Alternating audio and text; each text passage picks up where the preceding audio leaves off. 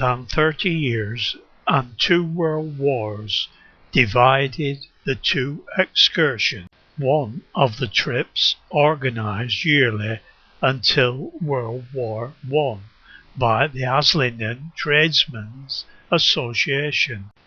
Here we see a train arriving at the station to take J.H. Birtwhistle's employees on a day outing to Blackpool in 1949.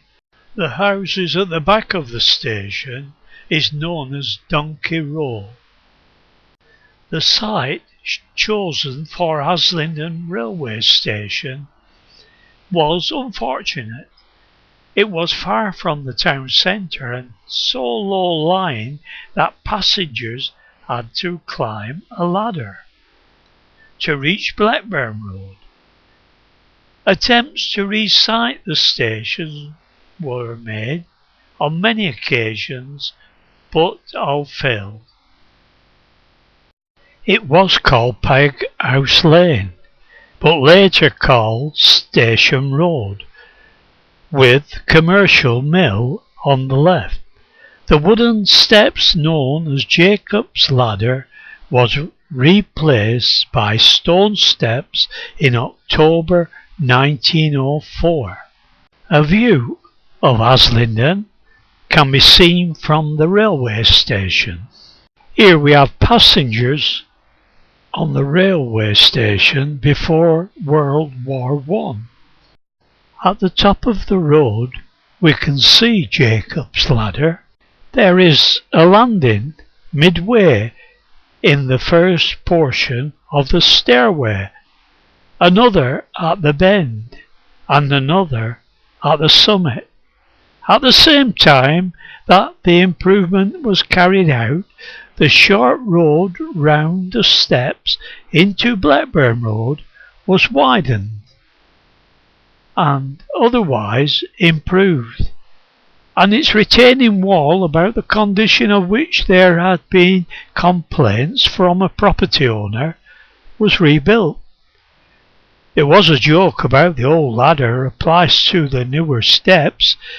In the case of the ladder, it used to be asked, why cannot you go up the station steps 2 at a time? The answer was because there are 31 steps. Here we have Todall before its extensive alteration. The building, unusual in having 4 stories, was on a site that had been occupied since the 13th century. Major Olsted wrote in 1917 that Toad Hall was the residence of a branch of the Holding family and was said to be haunted by the ghost of a lady who paid regular visits, always dressed in a rustling black dress. The story was given to me by the late Uncle John Anderton, one of whose ancestors was present when there was found the hoard of money which, it was said, was the cause of the visits of the lady.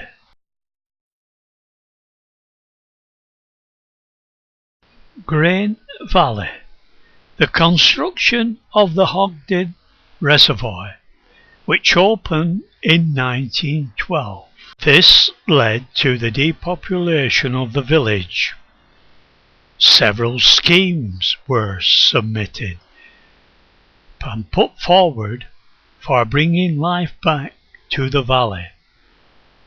A garden village was proposed, and in the late 30s the Irwell Valley Water Board suggested to the town council that Grain be turned into a spa. Haslingden stone is a splendid building material, and until the introduction of concrete was much in demand by local authorities throughout the country. Tens of thousands of tons left the town every year in the form of flagstones, sets and curbs. Huge blocks were also quarried for the beds of steam engines, used both in this country and abroad. We see two groups of men in the Heathcliff quarries before the First World War. We can see the saw at Graham Road, which cut stone brought from Musbury Heights on a narrow gauge railway. Most of the finished pieces left Graham Road sidings in a special train.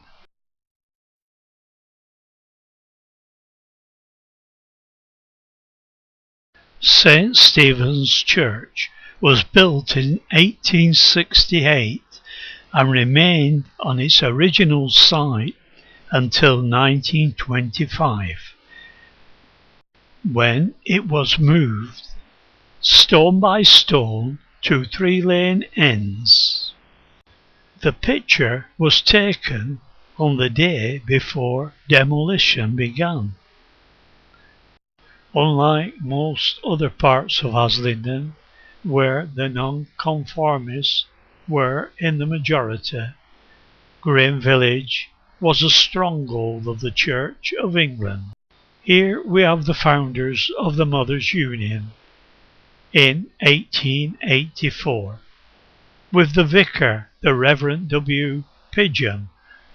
The other pictures shows an unexpectedly jolly group of ladies stepping out in their splendid hats during a walking day at the beginning of the century. Crow Trees Farm is in the background. Rothwell Fall, another old building that disappeared after the building of the Ogden Reservoir. Green Chapel, built in 1815, was typical of its time, plain, square and unpretentious.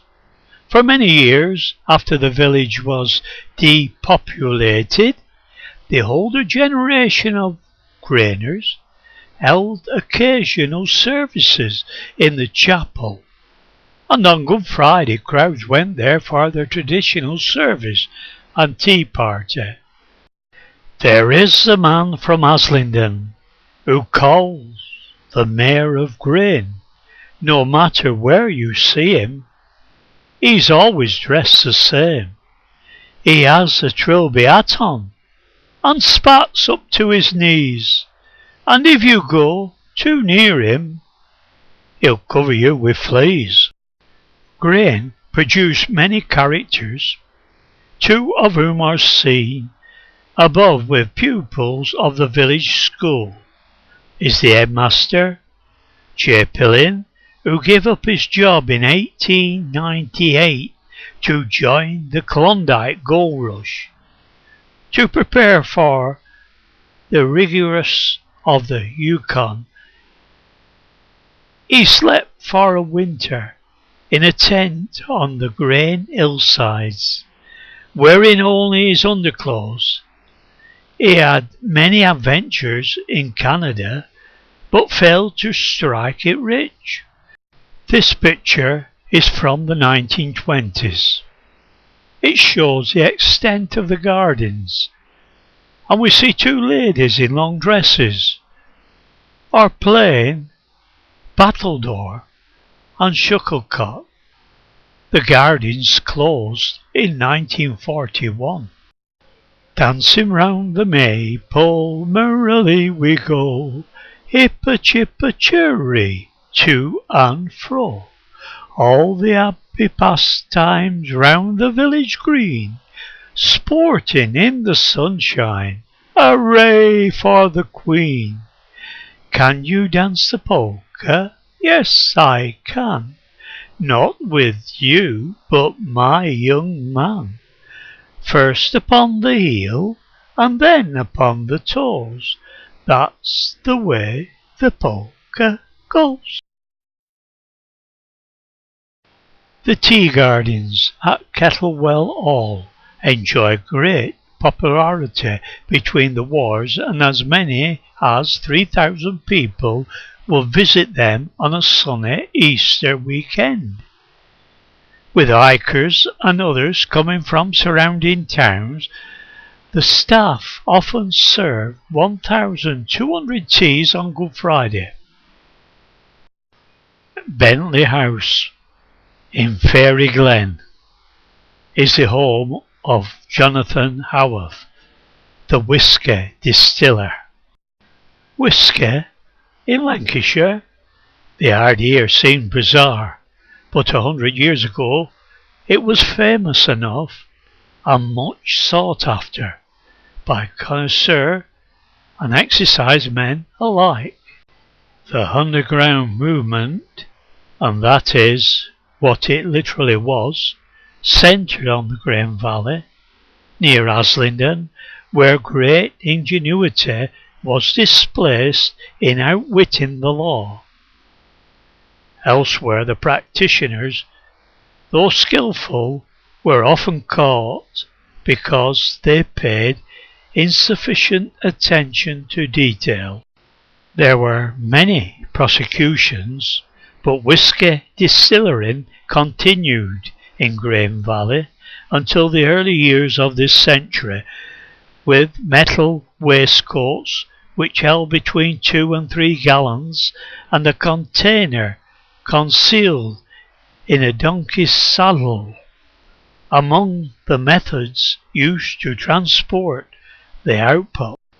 Cotton was the chief industry of grain, the largest mill being at Heap Clough. It is pictured here in 1905, shortly before ceasing production. The business was transferred to Longshot, Haslingden, where a new mill was built by the Grain Manufacturing Company. The 156-foot chimney of the whole mill was demolished on October 1913.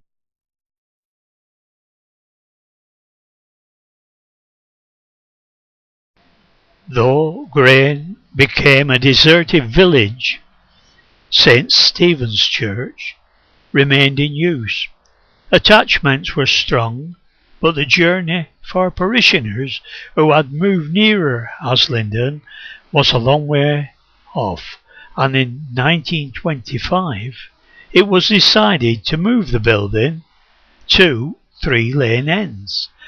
This picture shows Stone Lane in March of 1926. The big house is Carter Place Hall, Haslingden. Some of the earliest photographs was the Acre Mill fire at September 1905. This was taken after the roof of the mill had fallen in. Among the wreckage, it is just possible to pick out, close to the left-hand pillar, the head of a cloth-capped workman. The most disastrous fire at Haslingden since, in 1894, William Robertson Union Mill was burned down, occurred at Hazel Mill, Acre. They employed 300 people. The mill was a 4-story building. The fire broke out just before 12 o'clock noon on the 2nd story from the top, and at the time all the operatives were hard at work. The work people, most of whom were women, were able to make their escape, but not all, without some of them losing their personal belongings. In the main building, the 2 top stories were laid in asbestos ruin. The 3rd story down partially damaged, and in the basement there was damage by the water poured on the fire, which flowed down the stairways as down a river bed. Haslingden Fire Brigade were on the scene in 4 minutes after receiving the alarm, and they were supplemented by the Accrington and the Rottenstall brigades. Firemen John Roberts and Ben Wade, both of Accrington, received injuries to the hand in breaking windows.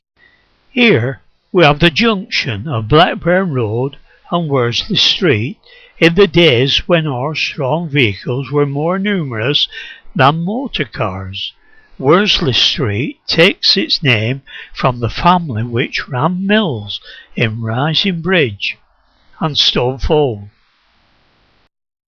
Here we see a train arriving at the station to take bird whistles employees on a day outing to Blackpool in 1949. Haslingden railway station before World War I. We see more people eager to go to Blackpool.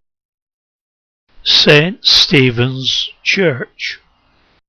This picture shows a jolly group of ladies stepping out in their splendid hats during a walking day at the beginning of the century. Crow's Trees Farm is in the background. The founders of the Mothers' Union, 1884.